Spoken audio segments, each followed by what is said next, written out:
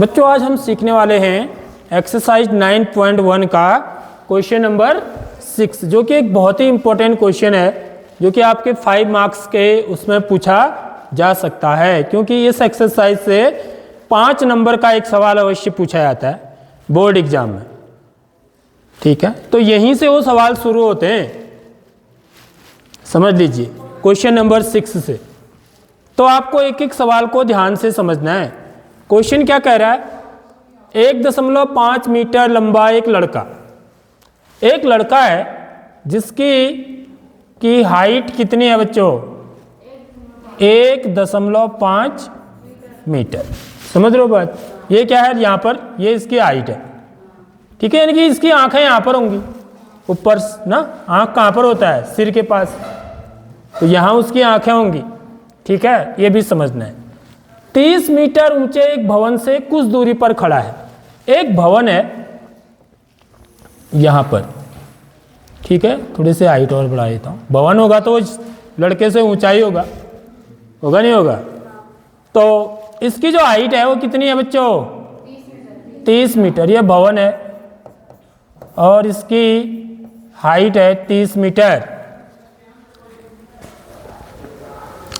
जब वह ऊंचे भवन की ओर जाता है, अब देखिए, जब भवन और जो लड़के का पैर है ना, भवन का पाद बिंदु और लड़के का पैर जो होंगे वो क्या होंगे, जमीन पर होंगे। तो हम इसको ऐसे मिला देते हैं यहाँ पर। ठीक है, अब ये जो लड़का है ये भवन की ओर जा रहा है, इधर को जा रहा है, इस डायरेक्शन में। ठीक है, तब उसकी आंख से भवन के शिखर का उन्नयन कोण 30 अंश से 60 अंश हो जाता है। तो अभी जो उन्नयन कोण बन रहा होगा, भवन का उन्नयन कोण, तो उन्नयन कोण को सबसे पहले समझाया हमने। ठीक है, उन्नयन कोण क्या चीज होती है, उन्नयन कोण क्या होता है बच्चों, इस जो लड़का है उसकी आंखों से, माने इसकी यहाँ पर इसकी आंखें हैं। ठीक है, तो हम क्या करते हैं, कभी भी उन्नयन कोण बनाने के लिए आंखों से जाने वाली आधार रेखा खींचते हैं या क्षैतिज रेखा। ये समझ रहे हो बात, ये आंखों से जाने वाली आधार रेखा है, क्षैतिज रेखा है।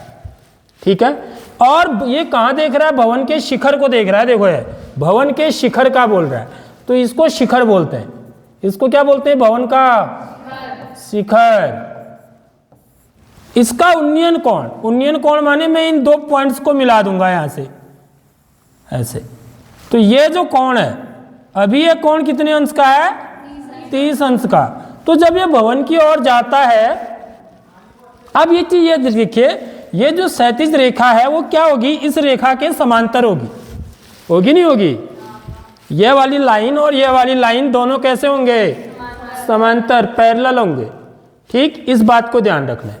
अब ये जो लड़का है ये भवन की ओर जाता है, माना ये भवन की ओर यहां तक पहुंचा। ठीक है, इस जगह पर, समझ रहे हो बात। फिर यहां से जो उन्नयन कोण, अब यहां से ये भवन के शिखर को देखता है, तो जो उन्नयन कोण है वो कितने अंश हो जाता है बच्चों, 30 अंश से 60 अंश हो जाता है। ये कह रहा है, समझ रहे हो नहीं समझ रहे हो बात। तो यदि अब मैं क्या करूंगा, हमें क्या करना है, बताइए कि वह भवन की ओर कितनी दूरी तक चल कर गया, यानी कि वो यहां से यहां तक की दूरी पूछ रहा है आपसे। यह दूरी कितनी है, यह है चित्र असली।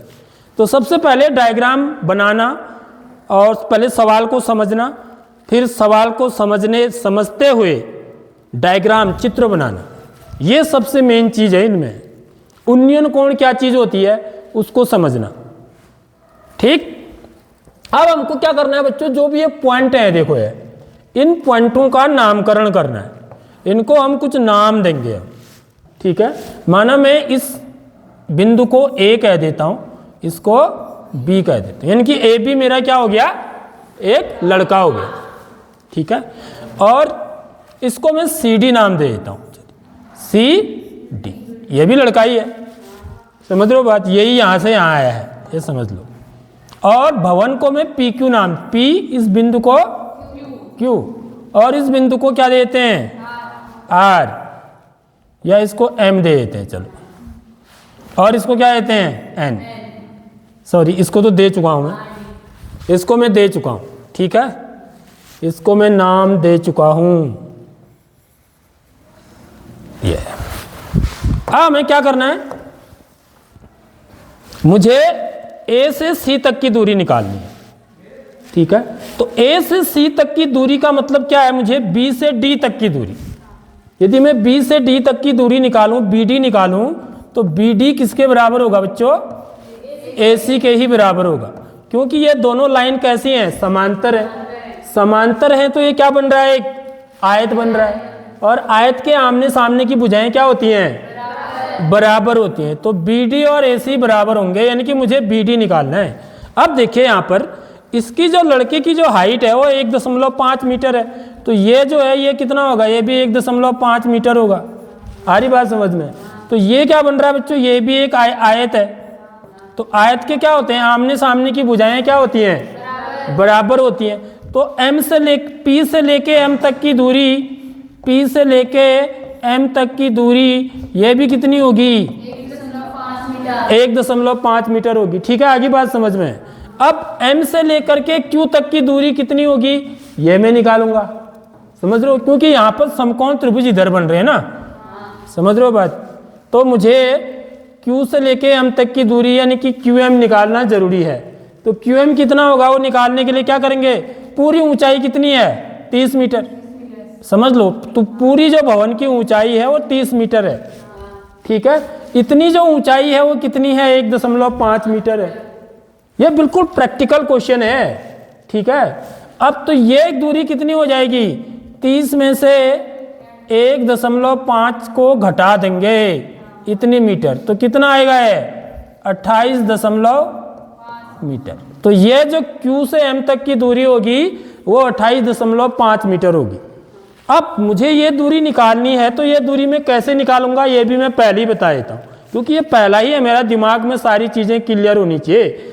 यदि मैं पूरे पहले वाले समकोण त्रिभुज को लूँ, कौन से वाले, समकोण त्रिभुज QMB, ठीक है, तो मुझे इसका लंब पता है ना, लंब पता है, इस त्रिभुज का लंब कितना है, 28.5 मीटर है। तो मैं इसका आधार बता सकता हूँ, नहीं बता सकता हूँ, यह वाली दूरी ये बता सकता हूँ। ठीक है, ये तो सीखा हमने इससे पहले क्वेश्चनों में। ठीक है, और इस दूसरे तो मेरे को क्या पता लग जाएगा, बी से एम तक की दूरी पता लग जाएगी, बी एम पता लग जाएगा। और इस वाले समकोण त्रिभुज को लूंगा, ठीक है, इस वाले समकोण त्रिभुज के लिए भी ये लंबी है। ठीक है, तो इस वाले समकोण त्रिभुज में मुझे लंब पता है और मुझे आधार निकालना है। ठीक है, तो मैं क्या करूंगा, सेम वही चीज करूंगा, आधार निकाल सकता हूं इसका, क्योंकि एक भुजा पता है मुझे, एक कोण पता है, तो मैं डीएम निकाल सकता हूं। समझ रहे हो बात? तो मैंने बीएम भी निकाल लिया, डीएम भी निकाल लिया। अब मुझे क्या निकालना है, बीडी निकालना है। समझ रहे हो बात? क्योंकि बीडी ही किसके बराबर है, एसी के बराबर है। तो बीडी निकालने के लिए क्या करूंगा, मैं बीएम में से डीएम को क्या कर दूंगा, घटा दूंगा, तो मुझे बीडी पता लग जाएगा। और बीडी किसके बराबर होगा, एसी के बराबर होगा। ये पूरी कहानी है, प्रश्न की पूरी कहानी यह है। अब हम इसको लिखना है हमको। ठीक है, बात मैंने पूरी समझा दी है, ऐसे करना है करके। तो हम कैसे हल करेंगे इसको, देखिए हल, माना ए बी लड़का तथा पी क्यू क्या है, भवन है। तो यह भाषा हमको लिखनी जरूरी होती है। ठीक है,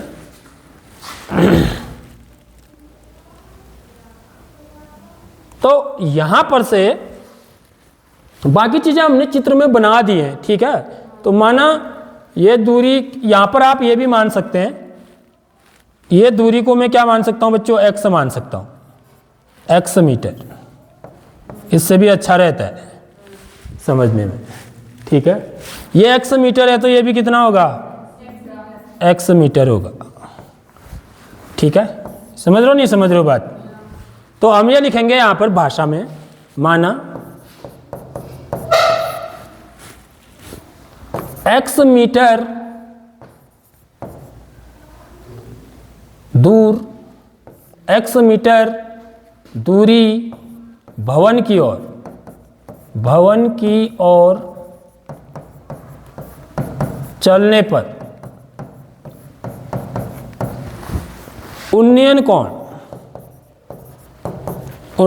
कोण 30 अंश से 60 अंश हो जाता है। ठीक है, तो इसलिए अब हमने क्या क्या किया है वो भी आप लिख सकते हैं। ठीक है, हमने क्या किया, बी एम को मिलाया। ठीक है, बी से एम को मिलाया ना आपने, समझ लो, बी एम को मिलाया। जहां पर बी एम क्या होगा, जहां बी एम क्या होगा, समांतर होगा किसके, एपी के। बी एम और एपी समांतर होंगे। ठीक है, तो यहां से ए बी बराबर कितना है, ए बी किसके बराबर हो जाएगा फिर, पी एम के बराबर। ए बी बराबर पी एम बराबर 1.5 मीटर। ठीक है, ये क्यों, ऐसा क्यों हुआ, क्योंकि आयत है, आयत के आमने सामने की भुजाएं, आयत के आमने सामने की भुजाएं क्या होती हैं, बराबर होती हैं। इसलिए अब मैं क्या निकालूंगा, क्यू एम निकालूंगा सबसे पहले। इसलिए क्यू एम बराबर, तो क्यू एम किसके बराबर होगा, P Q minus P M. ठीक है, तो पी क्यू कितना है, 30 मीटर। 30 मीटर ऋण 1.5 बराबर 28.5 मीटर। आगे बात समझ में बच्चों, तो इतना काम सबसे पहले हमको जो हमने किया है इसमें वो चीज़ को लिख देना है। ठीक है, उसके बाद अब हम दो समकोण त्रिभुजों में काम करेंगे।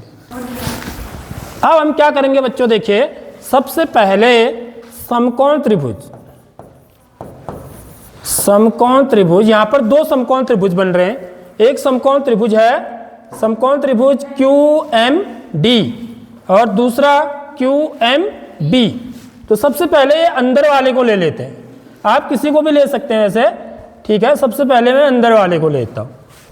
ठीक है, तो समकोण त्रिभुज क्यू एम डी में, ठीक है, मुझे निकालना क्या है, मुझे ये आधार निकालना है। लंब मेरे को पता है, तो मैं कौन सा त्रिकोणमितीय अनुपात यहां पर लूंगा, 10 लूंगा, क्योंकि 10 में क्या आता है, लंब और आधार दोनों आते हैं। तो इसलिए 10 थीटा, थीटा की जगह पर 60 अंश बराबर लंब बट्टे आधार क्यू एम बट्टे या क्यू एम या एम क्यू कुछ भी लिख सकते हैं आप। ठीक है, बट्टे डी एम। तो 1060 की वैल्यू कितनी होती है बच्चों, √3। ठीक है, क्यू एम का मान कितना है, 28.5 बट्टे डी एम हमको निकालना है। ठीक है, तो यहां से डी एम का मान कितना हो जाएगा, 28.5। तो डी एम बराबर हो जाएगा बच्चों, डी एम बराबर हो जाएगा, ये इधर चला जाएगा और ये नीचे आ जाएगा। क्यों, 28.5 बट्टे वर्गमूल 3। यहां से हम हर का परमेयीकरण भी कर सकते हैं। ठीक है, नहीं तो फिर बाद में कर लेंगे। अभी मैंने डीएम का मान निकाल लिया है। ठीक है, अब मैं किसका मान निकालना है मुझे, बीएम का। अब तो इसके लिए मैं ये बड़ा वाला समकोण त्रिभुज लूंगा। पुनः समकोण त्रिभुज क्यू एम बी, क्या बोलेंगे इसको, क्यू एम बी में यहां पर भी 10 ही लगेगा, 10 30 डिग्री बराबर क्यू एम बट्टे बी एम। ठीक है, 10 30 की मान कितना होता है, 1/वर्गमूल 3 बराबर क्यू एम कितना है, 28.5 बट्टे बी एम तो मुझे निकालना है। ठीक है, अब देखो bm की जगह पर मैं क्या लिख सकता हूं, जरा सा यहां पर एक चीज भी देखिए। bm तो मैंने लिख दिया ना, देखो यहां पे bm ने लिख करके मैं कुछ और भी तो लिख सकता हूं ना। क्या लिख सकता हूं, कोई बच्चा बता सकता है? x प्लस dm लिख सकता हूं, नहीं लिख सकता हूं? क्योंकि ये दूरी x है मेरी, ये dm है, मुझे x ही तो निकालना है, इसीलिए x रखा है ना मैंने। तो क्योंकि bm किसके बराबर है? bd धन dm के बराबर, और bd कितना है? x है, तो x धन dm। मेरी बात आ गई समझ में? अब यहां से हम क्या करेंगे? क्रॉस मल्टीप्लाई करेंगे, तो x धन dm बराबर ये √3 से गुणा हो जाएगा 28.5 वर्गमूल 3। अब यहां पर हम dm का मान रख देंगे, समीकरण 1, इसको समीकरण 1 मान लें, ठीक है। तो समीकरण 1 से हम dm का मान रखें तो कितना आ जाएगा बच्चों? देखिए x धन dm की जगह पर 28.5 बट्टे वर्गमूल 3 बराबर 28.5 वर्गमूल 3। तो वैसे इसका हर का परमेयीकरण कर दें तो भी सही है यहाँ से ना, या फिर उधर ले जाके हम करेंगे तो ये क्या आ जाएगा बच्चों? x बराबर हो जाएगा 28.5 वर्गमूल 3 ऋण 28.5 बट्टे वर्गमूल 3, ये पूरा इधर आ जाएगा ना। आ रही बात समझ में? अब ये क्या है? भिन्न है, इसके नीचे एक करके इसको घटाएंगे हम, ठीक है, इसको घटाएंगे तो ये कितना आ जाएगा? देखिए यहां पर करें इसको, तो इसका x बराबर हो जाएगा, इसका एलसीएम कितना हो जाएगा? वर्गमूल 3। अब 1 का भागा वर्गमूल 3 में, वर्गमूल 3 बार, और तो वर्गमूल 3 इससे गुणा हो जाएगा, तो वर्गमूल 3 गुणा वर्गमूल 3 कितना होता है? 3। तो यह हो जाएगा 28.5 गुणा 3 ऋण 28.5। ठीक है, समझ में आ गई बात? तो यहां पर एक चीज आप नोट कर रहे होंगे, 28.5 दोनों में कॉमन है, तो x बराबर 28.5 हम कॉमन ले लेंगे, तो यहां पर क्या बचाएगा? 3 ऋण 1 बट्टे वर्गमूल 3। आगे बात समझ में? तो 3 में से 1 घटाएंगे तो कितना आएगा? 2 आएगा। तो इसको कहां पर करूं? नीचे दिख रहा है, तो x बराबर कितना हो जाएगा बच्चों? 28.5 गुणा 2 हो जाएगा, 28.5 गुणा 2 बट्टे वर्गमूल 3। तो 28.5 को 2 से गुणा करेंगे तो कितना आएगा? 2 पंचे 10, 28 दूनी 56 होता है, ठीक है, 56 और 1 57 हो जाएगा, 57 बट्टे वर्गमूल 3।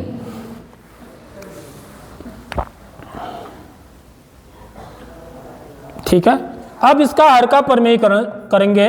57 में 3 का भाग चला जाता है, क्यों? कितनी बार? 3 का भाग देंगे तो 3 कम 3 4 5 3 नम 27 बट्टे वर्गमूल 3।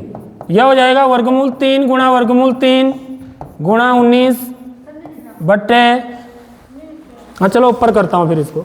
ये नहीं दिख रहा होगा, ये दिख रहा है? ये भी नहीं दिख रहा है?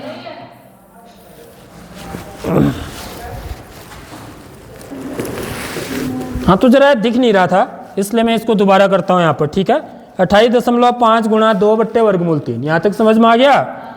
इसको गुणा करेंगे तो कितना हो जाएगा? 57। 28 दूनी 56 और 1 57 होता है, 57 बट्टे वर्गमूल 3। 57 में 3 का भाग चला जाता है, 19 से कम 19, 19 दूनी 29, 19 3 57, तो 3 गुणा 19 बट्टे वर्गमूल 3। अब 3 को क्या लिख देंगे? वर्गमूल 3 गुणा वर्गमूल 3 गुणा 19 बट्टे वर्गमूल 3 से वर्गमूल 3 कट गया, तो 19 वर्गमूल 3 मीटर। तो लास्ट में लिखेंगे आप कि लड़का भवन की ओर कितनी दूरी तक चल कर गया, अतः लड़का भवन की ओर 19/3 मीटर चलकर गया। ठीक है, लास्ट में। ठीक है, समझ आ गई बात।